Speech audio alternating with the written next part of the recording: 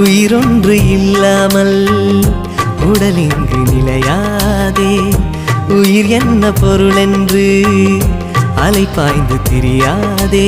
வாழ்க்கையின் வேர்களோ மிக ரகசியமானது. ரகசியம் காண்பதே நம் அவசியமானது.